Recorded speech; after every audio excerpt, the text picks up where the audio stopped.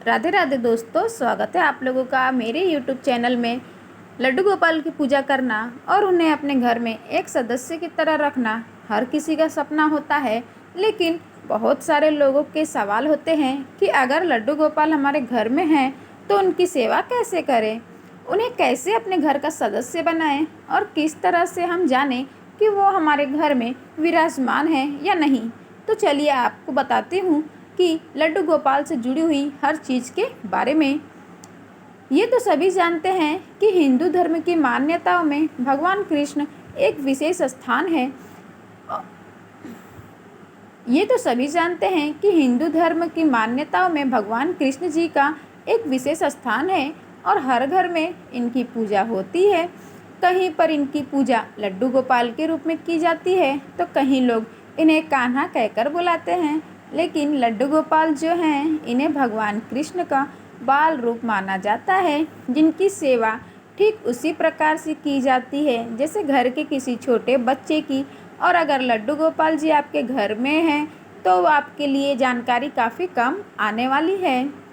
सबसे पहले तो आप लड्डू गोपाल को घर में लाने के बाद ये चीज़ अपने दिमाग से निकाल दें कि आप लड्डू गोपाल को अपने घर में रख रहे हैं, बल्कि अब वो घर लड्डू गोपाल का ही है और आप उनके परिवार का एक हिस्सा हैं।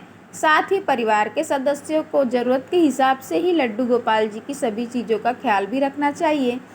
आमतौर पर लोगों का कहना ये होता है कि आखिर भगवान को किस तामझाम की ज़रूरत है, वो तो सिर्फ भाव के भूखे होते हैं। लेकिन अगर आपके घर में लड्डू गोपाल हैं तो आपको कुछ चीज़ों का ध्यान जरूर देना चाहिए, जैसे कि सुबह लड्डू गोपाल को स्नान कराएं। लेकिन स्नान कराने के लिए इस बात का ज़रूर ध्यान रखें कि जिस प्रकार घर का कोई सदस्य सर्दी में गर्मी में गर्म पानी व ठंडे पानी से स्नान करता है, उसी तरह से लड्डू गोपाल जी के स्नान के लिए वेदर के अकॉर्डिंग पानी रखें और उसके बाद हर दिन धुले और साफ़ कपड़े पहनाएं। जिस तरह आपको भूख लगती है उसी तरह लड्डू गोपाल जी को भी भूख लगती है, इसलिए उनके भोजन का भी ध्यान रखें। भोजन के अलावा सुबह का नाश्ता और शाम के चाय नाश्ते आदि का भी ध्यान रखना चाहिए। घर में कोई भी खाने की वस्तु आए तो लड्डू गोपाल जी का हिस्सा उसमें ज़रूर होना चाहिए।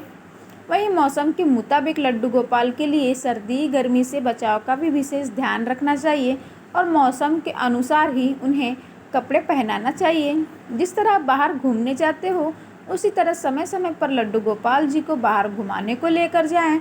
और भी बहुत सारी चीज़ें हैं जो आप लड्डू गोपाल के लिए कर सकते हैं, जैसे कि जन्माष्टमी तो हर जगह धूमधाम से मनाई जाती है। लेकिन अगर आपको वो तिथि याद है जब आप लड्डू गोपाल को अपने घर में लाए थे, तो उस दिन को भी आप जन्मदिन के रूप में धूमधाम से मना सकते हैं। तो अगर आप लड्डू गोपाल जी की सेवा करना चाहते हैं तो उन्हें विराजित करने को सोच रहे हैं तो आप इन सारी बातों का विशेष ध्यान रखें। राधे राधे दोस्तों।